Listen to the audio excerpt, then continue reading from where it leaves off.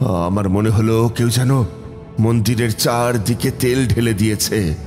মন্দিরের প্রতিটি দেওয়ালের কাছে, প্রবেশ পথের কাছে প্রায় 1 হাতের দূরত্বে দাউ দাউ করে আগুন জ্বলে উঠল।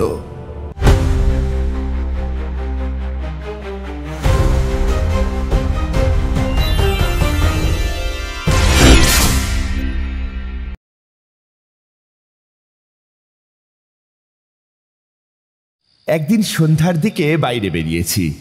আকাশে ঘন কুয়াশা। আমি গরম চায়ের আশায় তীর্থের কাকের মতো হা করে দাঁড়িয়ে আছি। ঠিক সেই সময় কাঁধে হাত পড়ল। ফিরে দেখি কিশোরী সেন। এই যে বিভূতি, তাহলে তুমি এখানে এসে উপস্থিত হয়েছো দেখছি। হ্যাঁ, ব্যাপার কি শুনি? শরীর গরম করতে এলাম হে। শীতের কনকনানি থেকে বাঁচার একমাত্র উপায় হলো গরম চা। তা তুমি এখানে কি করছো? যাচ্ছিলাম ঠাকুর মশাইয়ের বাড়ি। যাবে নাকি? আর দ্বিধা করার জায়গা থাকে না। মোড়ের মাথার দোকান থেকে পাসিংশো সিগারেট কিনে সোজা গিয়ে উঠলাম ওনার বাড়ি। ঠাকুরমশাই তখন কেবল একটি শাল জড়িয়ে একাগ্র মনে কুষ্ঠি বিচার করছিলেন। কিশোরী কৌতূহলী হয়ে বলল, আচ্ছা, আপনার কি শীত লাগে না ঠাকুর মশাই? এমন কনকনে ঠান্ডায় আপনি শুধু একটা শাল জড়িয়ে বসে আছেন। হ্যাঁ, ঠান্ডা তো বেশ পড়েছে, কিন্তু একটা কৌশলে ঠেকিয়ে রেখেছি। কি কৌশল সেটা? ভূত ডামরের নাম শুনেছ? হ্যাঁ, আপনার মুখেই তো শোনার সৌভাগ্য হয়েছিল।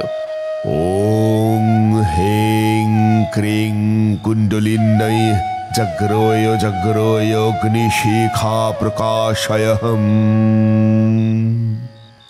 এই মন্ত্রটা 108 বার কর গুণে জপ করলে তোমার দেহ ধীরে ধীরে উত্তপ্ত হতে শুরু করবে। শীত একেবারে কেটে যাবে। আবার এর উল্টোটাও করা যায়। হ্যাঁ, এই মন্ত্র দিয়েই হিমালয়ের অনেক সাধক চির তুষারাবৃত পর্বতের চূড়ায় অনাবৃত হয়ে দিনের পর দিন কাটিয়ে দেন। বাহ, তাহলে তো দারুণ কৌশল। যাই হোক, আজকে আপনার জীবনে কোনো একটা বিচিত্র অভিজ্ঞতার কাহিনী শোনা যাবে নাকি? বলুন না, এমন কোনো অভিজ্ঞতা এই শীতকালের প্রেক্ষাপটে। শীতকাল, বিচিত্র অভিজ্ঞতা? মনে পড়েছে, আজ থেকে 20 বছর আগের ডিসেম্বরের এক শীতের রাতের কথা। ঝাড়গ্রামের এক প্রত্যন্ত গ্রামে যেতে হয়েছিল আমাকে। ঝাড়গ্রাম, সে তো ঘন জঙ্গল আর শালবনের দেশ। কি এমন হয়েছিল সেখানে? 10 বছর। সে এক শীতকাল বটে। কলকাতার শীত আর ঝাড়গ্রামের শীতের মধ্যে আসমান জমিন ফারাক, বুঝলে? শালবনের ভিতর দিয়ে যখন হাওয়া বয় তখন শুধু কনকনে ঠান্ডা নয়, তার সাথে মিশে থাকে পাতার ফিসফিস আর এক আদিম নিস্তব্ধতা। ডিসেম্বরের সেই রাত, চাঁদ থাকলেও কুয়াশা তাকে একেবারে ঢেকে দিয়েছে। চারিদিকে যেন একটা সাদা দুধেল পর্দা টানা। ঝাড়গ্রামের সেই গ্রামটির নাম কি ছিল ঠাকুর মশাই? আর মেলাই বা কিসের? গ্রামটির নাম ছিল শালগেড়ে। আর মেলা, সে এক অদ্ভুত মেলা হে। প্রতি বছর পৌষ সংক্রান্তির ঠিক আগের দিন বসে। নাম ভূতেশ্বরী মেলা। ভূতেশ্বরী, এ কেমন নাম? নামটাতেই তো সব রহস্য লুকিয়ে।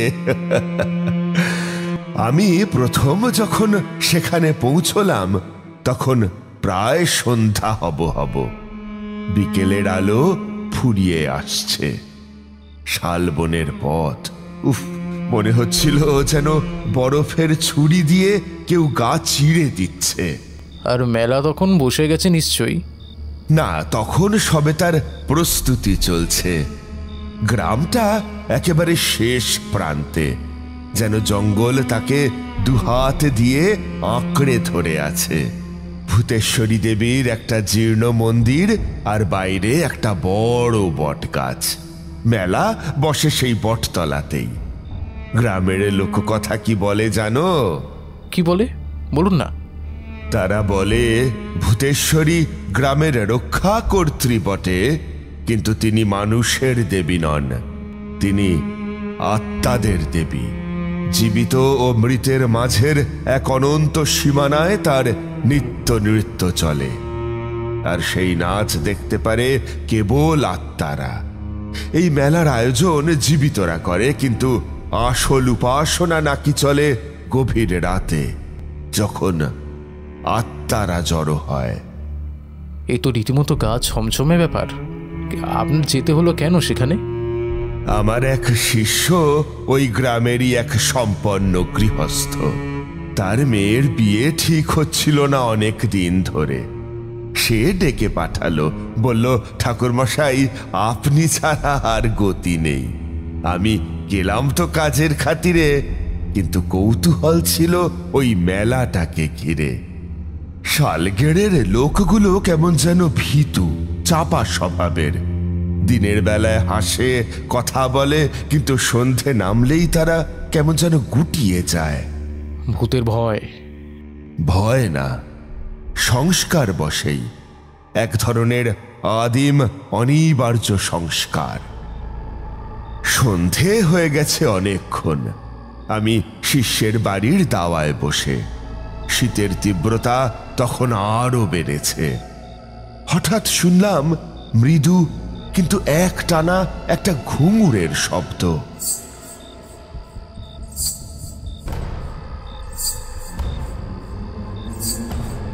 ঘুঙুর? ওই সন্ধ্যের সময়? হ্যাঁ, ঘুঙুর, কিন্তু সে শব্দে কোনো আনন্দের আভাস নেই। বড় করুণ, বড় বিষাদময় সেই আওয়াজ। মনে হচ্ছিল মাটির গভীর থেকে, শাল বনের পাতা ঝরা স্তূপের তলা থেকে কেউ যেন নেচে নেচে উঠে আসছে।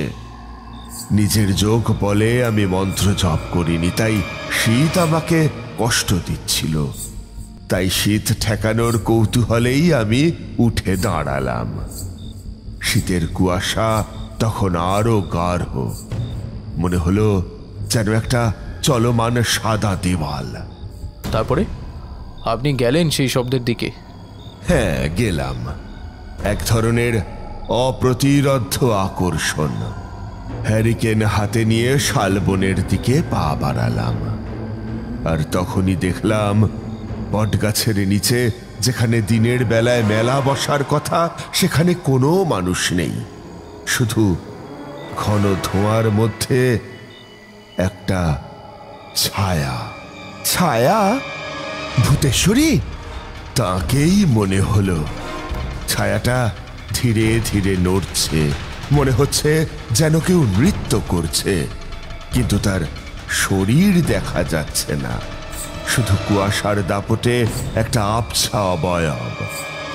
আর ঘুঙুরের শব্দটা যেন আমাকে মন্ত্রমুগ্ধ করে দিচ্ছিল।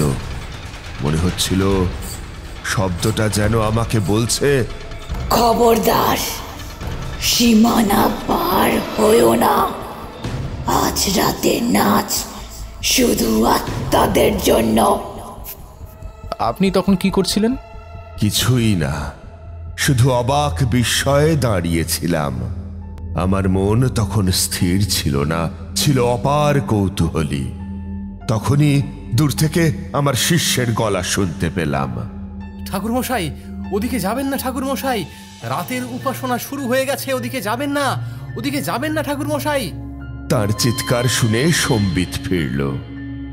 ফিরে আসছিলাম, কিন্তু শেষবার যখন বটতলার দিকে তাকালাম, দেখলাম সেই ছায়াটা নৃত্যরত অবস্থাতেই থমকে আছে। আমার মনে হলো সেই কুয়াশার অবয়ব থেকে একজোড়া চোখ, একজোড়া স্থির তীব্র দৃষ্টি যেন আমার দিকে তাকিয়ে আছে। তারপরে কি হলো ঠাকুরমশাই? কি দেখলেন সেই চোখে? সেই চোখে দেখলাম এক জ্বলন্ত হিংস্র দৃষ্টি। আমি দ্রুত শিষ্যের বাড়ির দিকে ফিরলাম, আর ফিরেই বললাম, এই মেলাটা কি শুরু হয়েছে? হ্যাঁ ঠাকুরমশাই, মেলা এখন পুরোদমে চলছে, তবে এখানকার ভিড়টা বেশি ভালো নয়। আপনি এদিকে এলেন কেন? আমি বারবার বারণ করেছিলাম আপনাকে।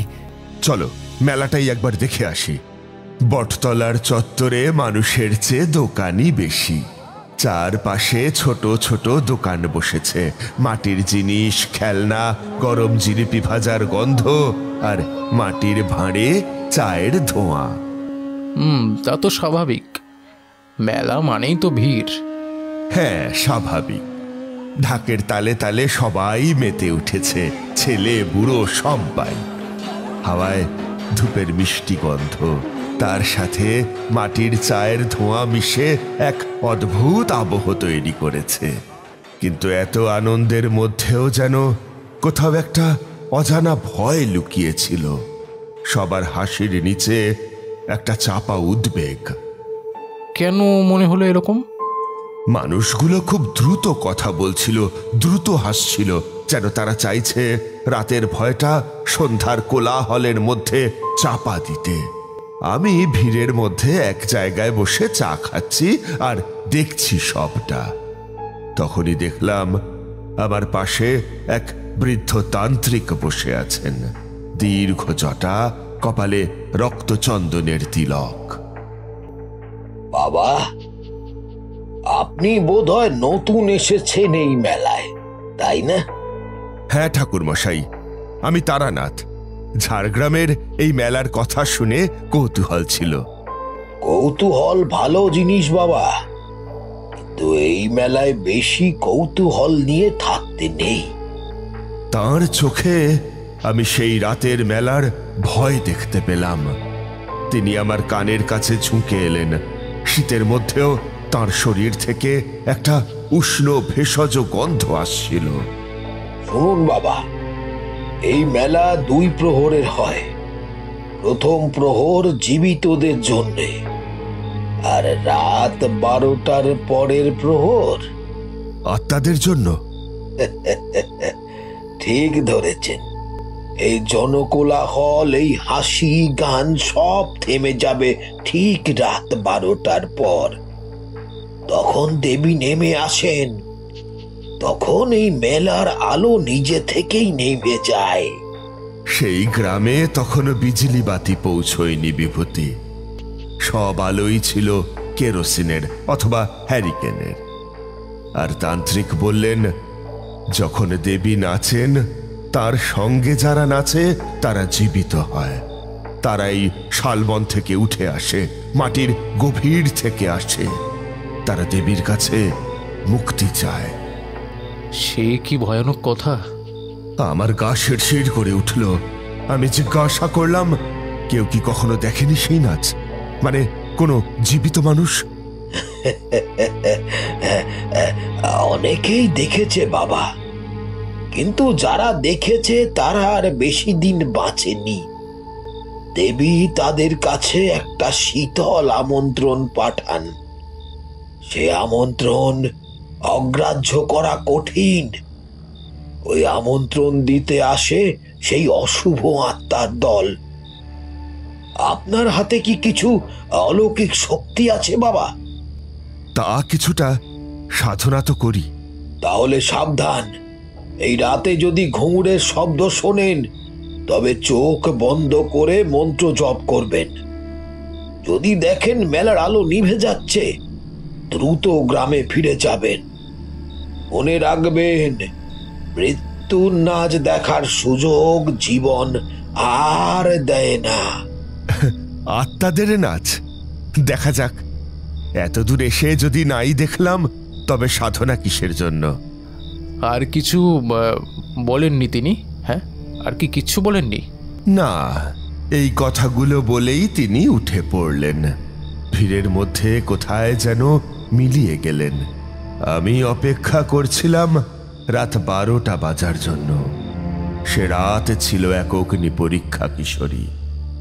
একদিকে শীতের কনকনে কামড়, অন্যদিকে মৃত্যুর শীতল আমন্ত্রণ। আমি স্থির দৃষ্টিতে বটগাছটার দিকে তাকিয়ে রইলাম। ঘন কুয়াশার মধ্যে সেটাকে একটা বিশাল দৈত্যের মতো দেখাচ্ছিল। আমার কাছে তখন 15 মিনিট যেন এক অনন্তকাল। শালবন থেকে বাতাস আসছিল, আর প্রতি মুহূর্তে সেই বাতাসের তাপমাত্রা যেন আরো আরো কমে যাচ্ছিল। আমার মনে হলো শালগেরের সব গাছ, সব মাটি যেন এখন শ্বাস প্রশ্বাস নিচ্ছে। আমার শিষ্য এবং তার বাড়ির সবাই তখন ভয়ে ঘরের ভিতরে কপাট বন্ধ করে দিয়েছে। আমি একা। তখন ঠিক মধ্যরাত্রি। আচমকা কোনো আওয়াজ নেই, কোনো ঝোড়ো হাওয়াও নেই।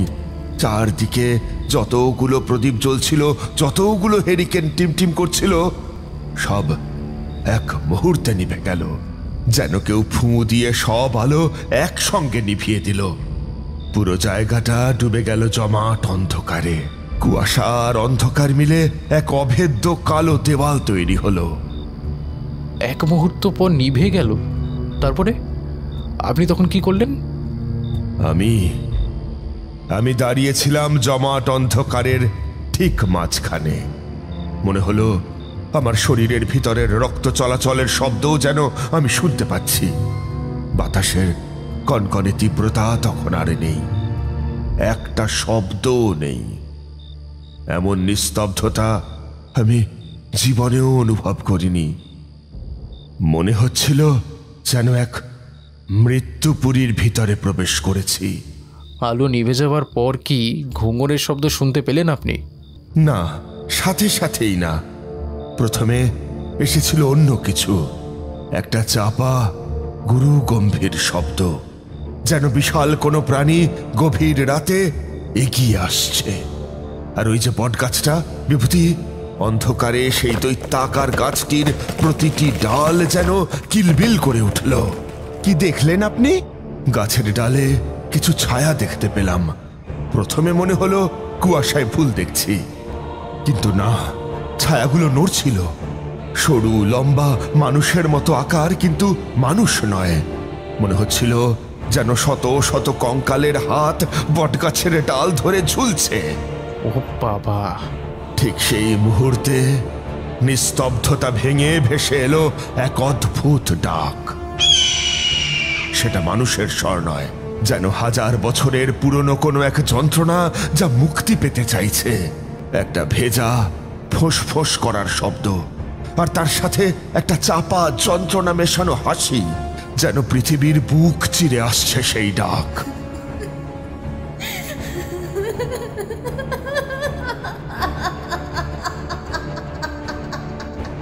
আপনি কি তখন সেখান থেকে সরে আসতে চাননি? অবশ্যই চেয়েছিলাম।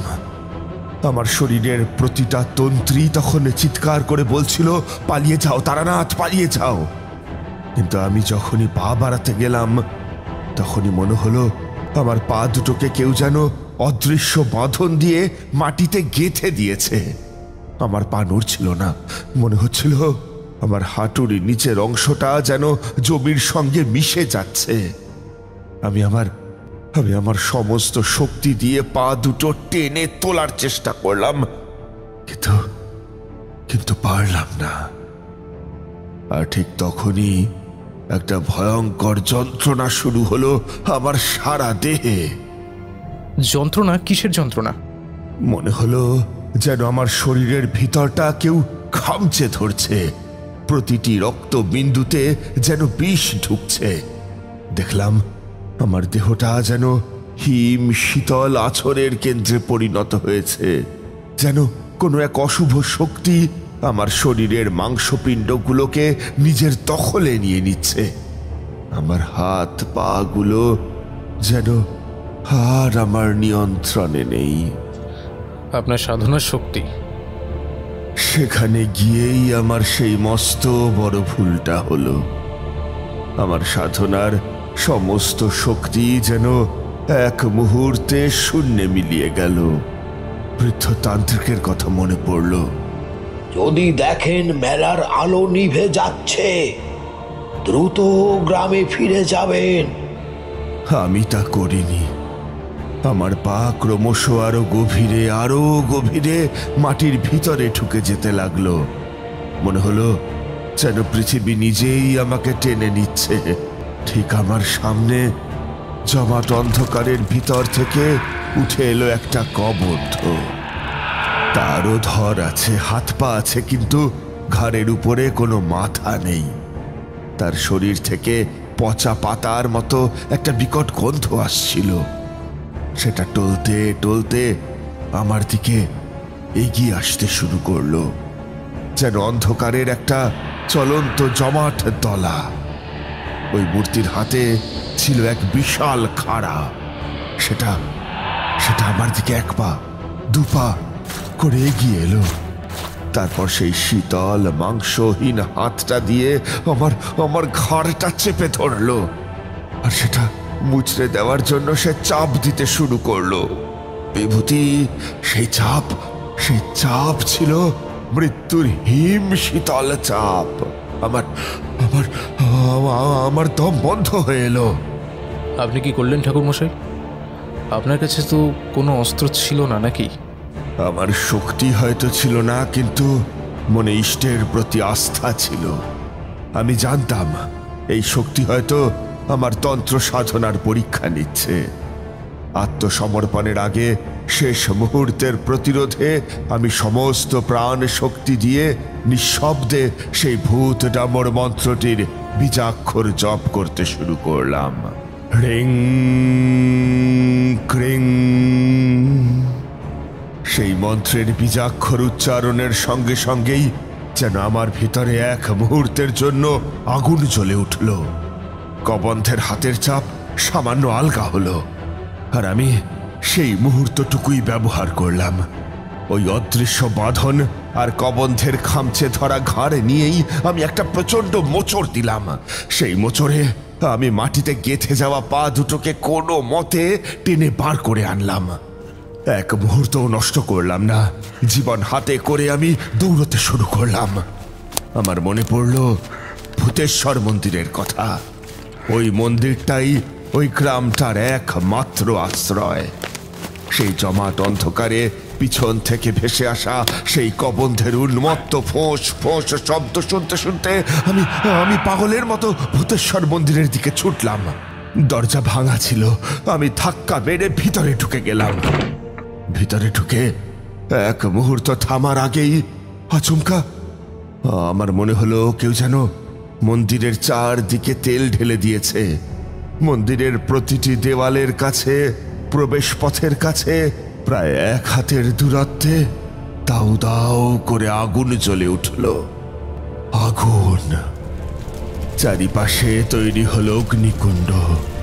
মনে হলো যেন দেবী আমাকে রক্ষা করার জন্য অগ্নির প্রাচীর তুলে দিলেন।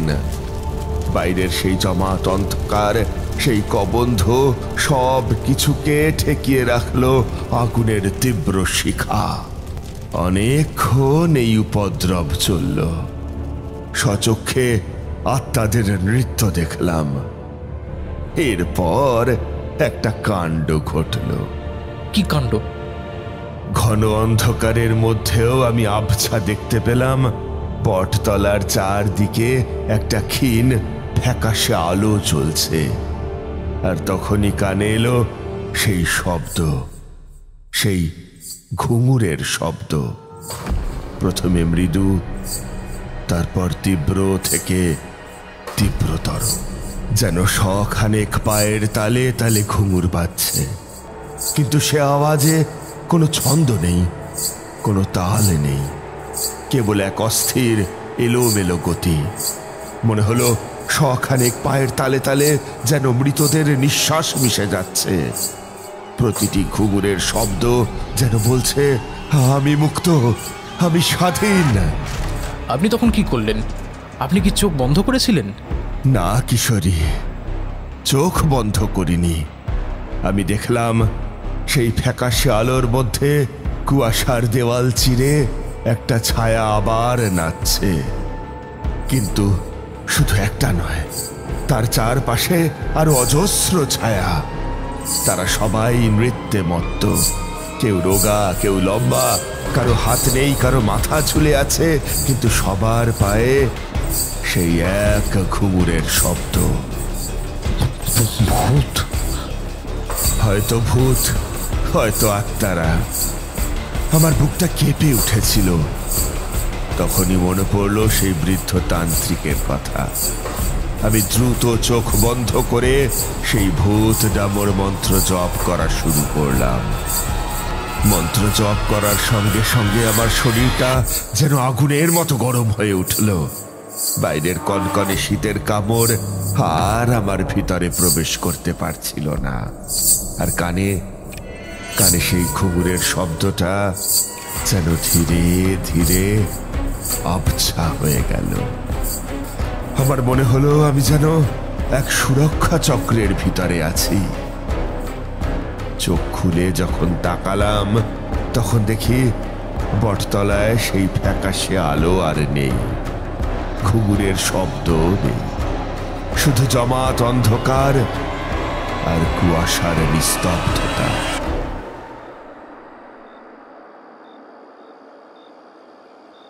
রাত তখন প্রায় 2:30। ভূতেশ্বরী মেলা শেষ। উফ, যাক বাবা, বাঁচা গেল। তা আপনি তখন কি করলেন ঠাকুরমশাই? ঘরে ফিরে এলেন? না কিশোরী, ফিরতে পারিনি। তখন আমার মন এক গভীর নেশায় আচ্ছন্ন। মন্ত্রের প্রভাবে আমার ভয় কেটে গিয়েছিল, কিন্তু কৌতূহল বেড়েছিল 1000 গুণ। আমি ভাবলাম এ তো শুধু মেলা শেষ হলো, কিন্তু সেই শক্তি, সেই দেবী, তিনি কি ফিরে গেছেন? আপনি কি তবে আবার সেই বটতলার দিকে এগিয়ে গেলেন? হ্যাঁ, পা দুটো যেন আপনি হেঁটে চলল। ঘন কুয়াশার দেওয়াল ভেদ করে আমি বটতলার কাছে গেলাম। তখন সেখানে কেবল জমাট অন্ধকার, কিন্তু কান পেতে রইলাম। বাতাসের শব্দ ছাড়া আর কিছুই নেই।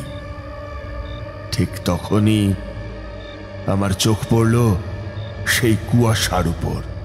কি দেখলেন? দেখলাম সেই সাদা ভারী কুয়াশার ভিতর অগণিত ছায়া নড়ছে, যেন কুয়াশা নিজেই প্রাণ পেয়েছে। প্রথমে মনে হলো ধোঁয়ার কুণ্ডলী, কিন্তু সে তো স্থির নয়, সে সব চলমান। কি দেখলাম? তারা যেন মাটির উপরে ভেসে বেড়াচ্ছে। মানুষের অবয়ব? ঠিক তাই। স্পষ্ট কোনো শরীর নয়, কেবল অবয়ব। কারোর অর্ধেক মুখ দেখা যাচ্ছে, যেন কুয়াশার ভেতরে তার কাঠামোটা আটকে আছে। কারোর চোখ নেই, কেবল ফাঁকা গভীর গহ্বর। সেই সব ছায়ারা একে অপরের সঙ্গে ধাক্কা খাচ্ছে, ফিসফিস করছে, যেন মুক্তি চাইছে। আমার তখন এক বিন্দুও ভয় করছিল না। কেবল মনে হচ্ছিল এইবার আসল দৃশ্য। ঠিক তাদের মাঝখানে সেই অগণিত ছায়ার বৃত্তের কেন্দ্রস্থলে আমি দেখলাম তাকে, ভূতেশ্বরী দেবী। কেমন দেখলেন তাকে? তার রূপ? আহা, সে রূপ ভোলবার নয়। তার সারা শরীর ছাই মাখা, যেন তিনি এই মাত্র শ্মশানের চিতা থেকে উঠে এসেছেন। তার উপর চাপানো রক্তরঙা এক শাড়ি।